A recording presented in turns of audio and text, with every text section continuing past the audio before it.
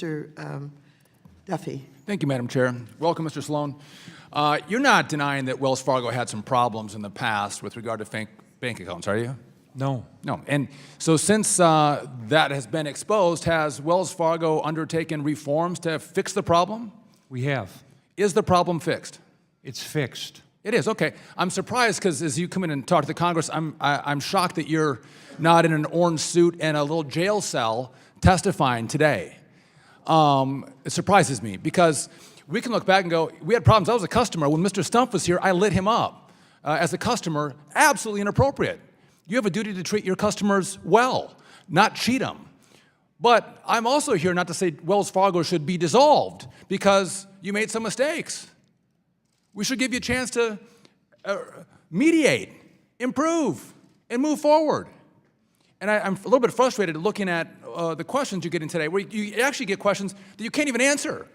You don't even get to respond to the questions that are thrown your way. And so I guess I'm a little bit frustrated. As I watch the big screen, it's scandalous that Wells Fargo made a profit. I mean, it seems like some people want you to give interest-free loans. And when people don't pay those loans back, there should be no consequence for it.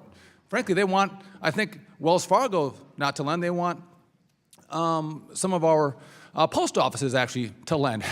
Socialized banking, which I'm absolutely opposed to. I want to just, I'm going to get to some questions for you, but I want to thank you for saying you're going to follow the law in regard to the Second Amendment. I know you have people from New York and some from California who don't appreciate the Second Amendment, but in places in the Midwest where you do a lot of business, we actually appreciate the Second Amendment and the fact that you'll lend consistent with the law, where we believe in our constitutional right to bear arms. And so unlike Citi and unlike Bank of America, I want to thank you for serving the customers in my community who actually appreciate the Second Amendment, as opposed to, I think, when the others come in, and you'll be here, I think this is going to be in April, they'll probably get some questions on this side in regard to the Second Amendment. And so I guess walk through the changes that you've made, Mr. Sloan, how you've improved the bank, and why these issues have been mitigated and remediated. Well, first we had to start at the top. We've made changes at the board level. We've separated the role of the CEO and the chair. We've made changes in our leadership team. If you look at the 10 senior leaders that report to me, the operating committee of the bank, 5 are new to the company, and they come with incredible experience in their disciplines. 4 are from within the company, but are new in their roles, and 1 is in the same role.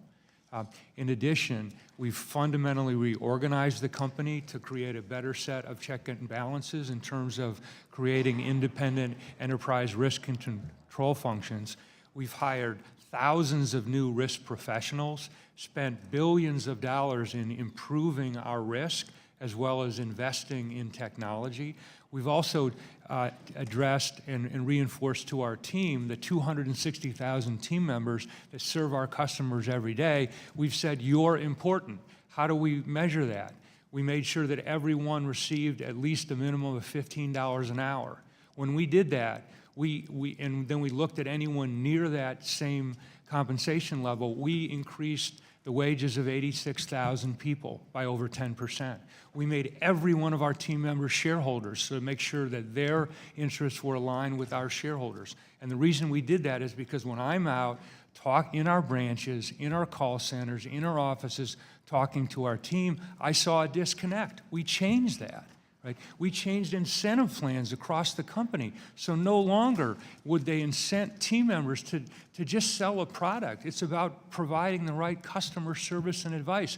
That's the #1 goal in the 6 aspirational goals that I introduced to our team in March of 2017. We want to be the best in customer service and advice. And what we're seeing is a positive reaction. We're seeing our team member voluntary attrition down to its lowest level in 6 years. And I would just note, Mr. Sloan, I've been a customer with your bank for, I think, over 22 years. Thank you.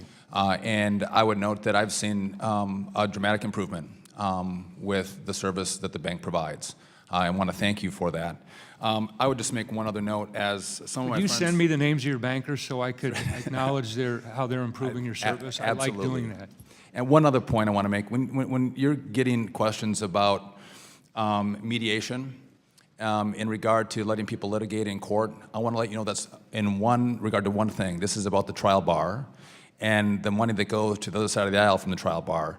They make big profits after coming after banks like you. It's about contributions. It's about a lobby. It's about the trial bar. It's not about people. It's not about customers. It's about money. The gentleman from Texas, Mr. Green, the chair of the Subcommittee on Oversight and Investigations, is recognized.